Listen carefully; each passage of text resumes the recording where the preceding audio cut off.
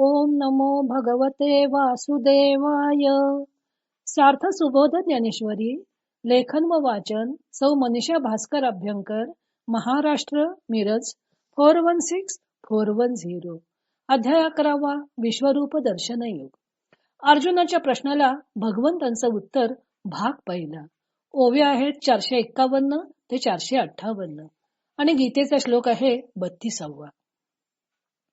भगवंतांनी उग्ररूप कशासाठी धारण केले आहे असे अर्जुनानं विचारल्यावर भगवंत त्याला आता उत्तर देत आहेत. श्लोक 32. श्री भगवान उवाच. कालोस्मि लोकक्षयकृत प्रवृद्धो लोकान् समाहर्तुमिह प्रवृत्त ऋतेऽपि त्वां न भविष्यन्ति सर्वे येव स्थिता प्रत्यनिकेषु योधा. श्रीकृष्ण म्हणाले, लोकांचा संहार करणारा व त्यासाठी वृद्धी पावलेला काळ मी आहे. येथे मी लोकांचा संहार करण्यासाठी प्रवृत्त झालो आहे. तुझ्या खेरीज दोन्ही पक्षांच्या प्रत्येक सेना समुदायामध्ये जे योद्धे उभे आहेत ते सर्व नाहीसे होतील. तरी मी काळूग आहे पुढे, लोक संहारावया लागी वाढे. सैन्य पसरली हाती तोंडे, आता ग्रासी नहे आघवी. तर अरे, मी काळ आहे हे पक्के समज. मी जगाचा नाश करण्याकरता मोठा होत आहे. माझी तोंडे चहूकडे पसरली आहेत व मी त्या तोंडानी हे सर्व आता गिळून टाकेन. एथ अर्जुन म्हणे कटकटा, उबगिलो मागिल्या संकटा, म्हणून आळविला तवच बोखटा, उवाईला हा.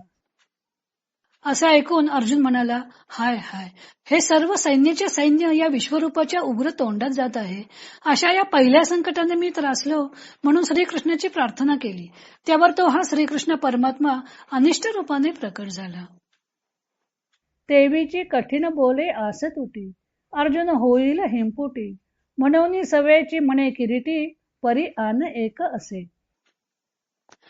त्यावर त्या कठीण बोलण्याने अर्जुन निराश व कष्टी होईल म्हणून लागलीच श्रीकृष्ण म्हणाले, हे अर्जुना, पण यात दुसरी आणखी एक गोष्ट आहे. तरी आताची ये संहार वाहरे, तुम्ही पांडव असा बाहिरे, तेथ जात जाता धनुर्धरे, सावरिले प्राण. तर आताच्या या संहाररूपी संकटाबाहेर फक्त तुम्ही पांडव आहात असे भगवंत बोलले. त्यावेळी अर्जुनाने जाण्याच्या बेतात आलेले आपले प्राण सावरून धरले. होता मरण महामारी गेला, तो मागुता सावधू जाहला, मग लागला बोला चित्त देऊ. अर्जुन मरणरूपी महामारीत सापडला होता. तो पुन्हा सावध होऊन श्रीकृष्णाच्या बोलण्याकडे लक्ष देऊ लागला. ऐसे म्हणिजत आहे देवे, अर्जुना तुम्ही माझे हे जाणावे, येर जाण मी आघवे, सरलो ग्रासू. अर्जुना, तुम्ही पांडव तेवढे माझे असल्यामुळे तुमच्या वाचून बाकी इतर सर्वांचा ग्रास करण्याला मी तयार झालो आहे असे तू पक्के समज, असे देव त्यावेळी म्हणाले. वज्रनळी प्रचंडी, जैसे घापे लोणियाची उंडी, तैसे जग हे माझ्या तोंडी, तुवा देखिले जे. विजेच्या प्रचंड अग्नीमध्ये ज्याप्रमाणे लोण्याचा गोळा घालावा, त्याप्रमाणे हे जग तू माझ्या तोंडामध्ये जे पाहिलेस, तरी तया माझारी काही भरवसेनी उणे नाही, इये वायाची सैन्य पाही, बरळत आहाती. तर यामध्ये खात्रीपूर्वक काहीच शिल्लक राहणार नाही. हे पहा, या सैन्याकडून व्यर्थ बडबड केली जात आहे. अर्जुनाने भगवंतांना हे उग्र रूप का धारण केलं आहे असं विचारताच आता भगवंत त्याला उत्तर देत आहेत. भगवंत सांगतात की मी काळ आहे व लोकांचा संहार करण्याकरताच प्रवृत्त झालेलो आहे. तुझ्याशिवाय या रणांगणातील योद्धे नाहीसे होणार आहेत. श्लोकात त्वाम विना म्हणजे तुझ्याशिवाय या शब्दाचे दोन अर्थ संभवतात.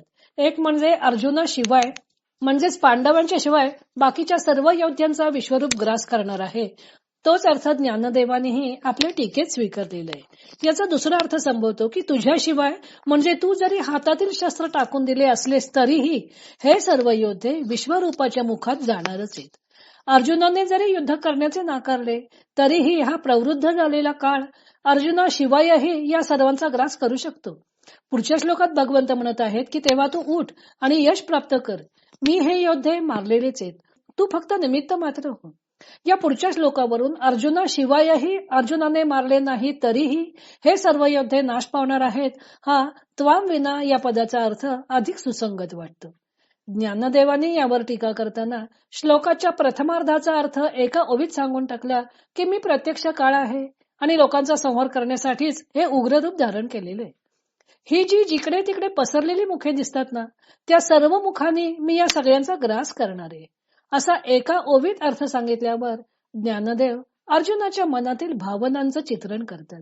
अर्जुनाला वाटत होतं की विश्वरूपाने हा जो सर्व ग्रास चालवलेला आहे त्याचा उबग येऊन आपण भगवंतांना प्रसन्न होण्याची प्रार्थना केली तर भगवंत पुन्हा आपण सर्वांचा ग्रास करण्यास कसे हे रूप धारण केलेले आहे तेच सांगत आहेत. हे अर्जुनाच्या मनातील भाव भगवंतांनी जाणले आणि ते अर्जुनाला म्हणाले की बाबा, हा जरी सर्व ग्रास चालवलेला तुला दिसत असला तरी सर्व पांडव मात्र या सर्व नाशाच्या संकटाच्या बाहेर आहेत. या सर्व संहारातून पांडव मात्र सही सलामत वाचणार आहेत. भगवंतांनी असं आश्वासन देताच अर्जुनाचे प्राण जे अगदी कंठाशी आलेले होते ते त्यानं सावरून धरले. त्याला या भगवंतांच्या बोलण्याचं हायसं वाटलं.